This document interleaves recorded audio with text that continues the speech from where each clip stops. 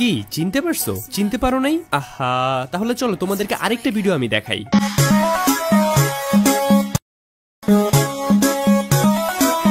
কি এবার চিনতে পারছো তো? হ্যাঁ, এটি হইলো সে আমাদের খেলকি মেগি আপু ইরামনি। আর তারে চিনতে না পারার কারণটাও আমি আজকে জানি। আসলে শয়তান যদি পরে ঢাকা, তাহলে তারে কি আর চিনা যাবে কাকা? সারা জীবন দেখে এসেছি যারে ফাঁকা, সে নাকি এখন হয়ে গেছে আবার ঝাঁকা নাকা। আসলে বলি কি ভাই, এগুলো সবই বন্ডামি, এগুলো সব পাওয়ার অফ টাকা। কারণ যে মাইয়ার কিনা জীবনে ওড়না ছিল না বুকে, সে নাকি এখন আবার ভালো হয়ে গেছে হিজাব লাগায় ঘুরে মুখে। মূলত এগুলো তাদের কোনো হেদায়েত না, না ধর্মের প্রতি কোনো ভয়। এগুলো সব তাদের লোক দেখানো ব্যবসা, যাতে ভিডিওটা একটু ভাইরাল হয়। আর এই ভাইরাল হওয়ার জন্য তারা করলো কত কিছু, নিল কত কিছু মুখে। দিন শেষে দেখা যায় তারাই ভালো থাকে আর রাত কাটে তাদের সুখে। আর সুখ তো তাদের এমন সুখ ভাই, সুখে গেছে সব ঝুলে। আগে যেটা ছিল সুপারি, তার এখন ডাব হয়ে গেছে ফুলে। আর তাই তো ফুলার সাথে তার ভিউজ বাড়তেছে, তার খুলতেছে কাপড় সব। কয়দিন পরে দেখবা আপুর লিঙ্কও ভাইরাল হয়ে গেছে, আর আপু বলবে সেটারে মব। আর এই মবের নাম দিয়ে আপু ভাইরাল হয়ে যাবে আর কামাই নিবে ফলোয়ার, বেড়ে যাবে তখন কাস্টমার, তার বাড়াই দিবে সে তার সার্ভিস চার্জ যদি তুমি ঢুকাইতে চাও তলোয়ার। আর ঠিক এভাবেই তলোয়ারের ব্যবসা করে দেশে তৈরি হচ্ছে কিছু সফল উদ্যোক্তা নারী, যাদের কিনা তারা নিজের ইন্ডিপেন্ডেন্ট ওমেন দাবি করে, কিন্তু তারা আসলে সব দেহ ব্যবসায়ী পরি। কিন্তু আফসোস, তারা তো বুঝতেছে না তাদের এই সফলতা শুধু ক্ষণিকের জন্য, যতদিন যাচ্ছে না ঝুলে। ঝুলার পর তো মানুষ পরিরও দাম দেয় না, তাহলে তাদের কেমনে যাবে না ভুলে? যাক, তাদের বোঝা লাগবে না, তাদের হেদায়েত আসা লাগবে না, না আসা লাগবে তাদের ভয়। কারণ তারা হয়তো এতদিন ভয়ের মিনিংই জানতো না, কিন্তু আজকের পর থেকে তারা বুঝতে শিখবে যে আসলে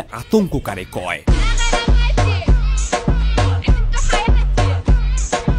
তো হেই হ্যালো আপনার মানুষজন, আসসালামু আলাইকুম, this is Niloy, welcome to advance Polapain. তো কি খবর তোমাদের? বরাবরের মতো নতুন একটা ভিডিও দেখবা আমাদের। শুরুতেই বলি দেই যে কানে হেডফোন আর তোমাদের ধৈর্য এই ভিডিওটার জন্য অত্যন্ত জরুরি। কারণ এই ভিডিওটা দেখা অবস্থায় যদি তোমার বাপ মা তোমারে দেখে ফেলে, আর ধৈর্য ধারণ ক্ষমতা না থাকা অবস্থায় যদি তুমি এই ভিডিওটা দেখে ফেলো, তাহলে ভাই তুমি শেষ, তুমি শেষ। তো যেটা বলতেছিলাম, সূর্য যেমন পূর্ব দিকে উঠে পশ্চিম দিকে অস্ত যায়, পৃথিবী যেমন সূর্যকে কেন্দ্র করে ঘুরে, এই কথাগুলো যতটুকু সত্য, মেয়েরা টাকা আর ছেলেরা ফাঁকা দেখলে হুঁশ থাকে না, এই কথাটা ঠিক ততটুকুই সত্য। আর এই জন্য তাদের উদ্দেশ্য থাকে একটা, যেভাবে হোক সেটা অর্জন করা। এখন হোক সেটা হোক আমরা খেয়ে কিংবা হোগামারা দিয়ে। আর তার জলজন্ত একটা উদাহরণ হলো আমাদের এই ইরামনি। দেখতে সে আসলে পরিমনির মতো হইলেও তার অরিজিনাল ক্যারেক্টার আসলে পরিমনির চাইতেও বেশি খারাপ। এই জন্যই হয়তো গুণীরা বলে যে রূপ দিয়ে কখনো গুণের বিচার করতে আইসো না, তাহলে রাস্তার প্রতিটা ভিড় থেকে গুণী তুমি আর কেউই খুঁজে পাবা না। তাই তো আগে একটা সময় ছিল যখন কিনা সাইডে গিয়ে আমি পানো ভিডিও দেখতাম, তখন সেখানে সুন্দরী সুন্দরী মেয়েদের কান্না দেখে আমারও কান্না পাইতো, কষ্ট লাগতো। এইটা ভেবে যে আহারে কতই না অভাবে আছে মেয়েগুলা, কি বা দরকার ছিল এত সুন্দর সুন্দর মেয়েগুলার এগুলা করার। কিন্তু এখন বর্তমানে বাংলাদেশি মেয়েদের এসব টিকটক ভিডিওগুলো দেখার পর এখন আমি আসলে বুঝতেছি যে ওদের আসলে দরকারটা কিসের ছিল। তাদের দরকার হইলে একটা জিনিসের, সেটা হইলো গুতার। আজ রাত মেরে পাস রহ যা। মূলত ভাই এদের জন্মটাই হয়েছে কদমের বিজ্ঞাপনের জন্য, যাতে মানুষ বুঝে যে আসলে কদম ব্যবহার করা কতটুকু জরুরি। আমি বুঝি না আসলে কদম ব্যবসায়ীরা এত টাকা খরচ করে, এত কষ্ট করে কেন তারা অ্যাডজান করায়। এর থেকে ভালো এসব মেয়েদের কয়েকটা টিকটক ভিডিও মানুষের দেখাই দিলেই তো হয়, আর নিজ যেটা লিখে দিলেই তো হয় যে ব্যবহার করলে এদের জন্ম আটকে যাবে 100% নিশ্চিত। তাহলেই তো ভাই এদের সেলস আরো 10 গুণ বেশি বেড়ে যায়। কেউ ভাই দয়া করে এই বুদ্ধিটা ওদের একটু দিবেন।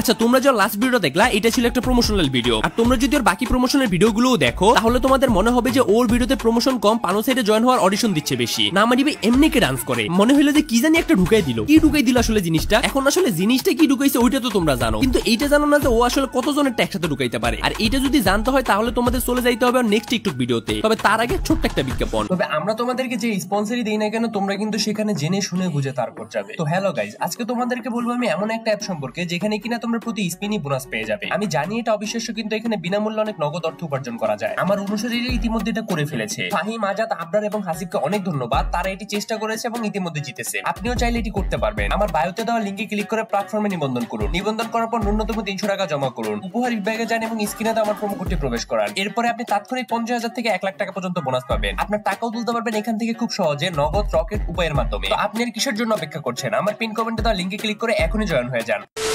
আগে ছোটবেলা কোনো অনুষ্ঠান হলে আমরা চেয়ার করে এরকম করে রাখতাম, রেখে মানুষ ইনার পরে বডি পার্টস ঢেকে রাখার জন্য, আর আমাদের আপু ইনার পরে মানুষকে দেখানোর জন্য। না মানে মানুষ যদি বাইরে থেকে দেখিয়ে বুঝতে পারে যে তুই ভিতরে টিয়া কালার একটা পরছস, তাহলে তোর পরার কি দরকার ছিল আমার একটু বোঝা। ও আচ্ছা, এটা টিয়া কালার ছিল না, তাহলে কি কালার ছিল তোমরা একটু বলো তো। উন্না বলতো যে একটা জিনিস আছে, এটা ওরে কেউ বুঝা। আগে আমাদের আপু ছিল এমন, আর এখন আমাদের আপু হয়ে গেল এমন। মানে কালার পরিক্রমে আপুর বুক থেকে ডাইনোসরের মতো উন্না হারায় গেল। রয়ে গেল শুধু একটা জিনিস, যেটা বললে কিনা আমার চ্যানেলে স্ট্রাইক চলে আসবে। তাই আমি আর বলবো না, তোমরা কষ্ট করে বুঝে নাও। তো এসে থোড়া মার দিজিয়ে হাত, আপ থোড়া সা মার দিজিয়ে।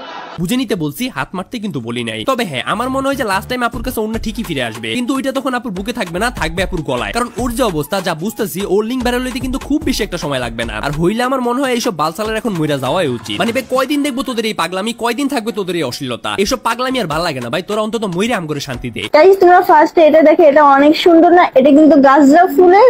এটা কেমনে দেখবে, কেমনে দেখবে এটা? না মানে আমারে বুঝান আপনি, আপনি দেখার মতো কোনো অবস্থা রাখছেন? এটা দেখার মতো কোনো অবস্থা আমাদের আছে? দেখা রাখছে আর দেখাইতে চাস ফুল। পাবলিক যে এখনো কুল আছে, এটাই তো পাবলিকের ভুল। পাবলিক ওইটা দেখেই টাইম পায় না, আবার নাকি ফুলও দেখবে। না মানে যারা যারা আমার অডিয়েন্স আছো, যারা কিনা এই ভিডিওটা দেখতেছো, তারা বুকে হাত দিয়ে কত কেউ ফুলগুলো দেখছো কিনা? যদি দেখে থাকো তাহলে আমি আমার চ্যানেল ডিলিট করে দিব। যাও। সবাই আমার ক্যামেরাম্যানকে দেখতে চাইছে, এটা হচ্ছে আমার ক্যামেরাম্যান। আর এর আসল পরিচয়টা কি এটা আমি পরে বলছি, তার আগে বলি তোমরা সবাই জানো যে আমার ক্যামেরাম্যান কত কষ্ট করে আমার ভিডিও করে দেয়। হ্যাঁ আসলেই শুট করতে গেলে ক্যামেরাম্যানের অনেক কষ্টই হয়। এখন কিসের সুখ কোন কষ্ট তোমরা তো জানোই, কিন্তু একটা জিনিস হয়তো তোমরা জানো না, ওর যে ক্যামেরাম্যান ওইটা নাকি ওর বড় ভাই লাগে। এখন আসলে কথা হইলো যে ও আসলে কোন সেটের বড় ভাই লাগে, যে বড় ভাই কিনা নিজের বোনে ঠিক রাখতে পারে না, যে বড় ভাই কিনা মানুষের সামনে তার বোনের রিপ্রেজেন্ট করে। এই বড় ভাই থেকে তো বড় ভাই না থাকা বহুত গুণে ভালো। আমার যদি সুযোগ থাকতো তাহলে ওর বড় ভাই রে চুটকি দিয়ে পুটকি মেরে দিতাম। হ্যাঁ খাইতে খাইতেই তো আপুর এই অবস্থা করছে। না মানে ছেলের হাতের জাদুতে আপুর কি যেন ফেলছে ঝুলিয়ে, আর আপু সেটারে তার ইনকাম সোর্স বানায় এখন করছে ফুলিয়ে। তাই তো বুকে ছিল আপুর অন্য আগে, আর এখন সেটা গেছে হারিয়ে। ভাগ্যিস আপু ছেলেটা শুধু টিপতে এক্সপার্ট, না হয় সঠিক মানুষের হাতে পড়লে থাকতে পারতেন না দাঁড়িয়ে।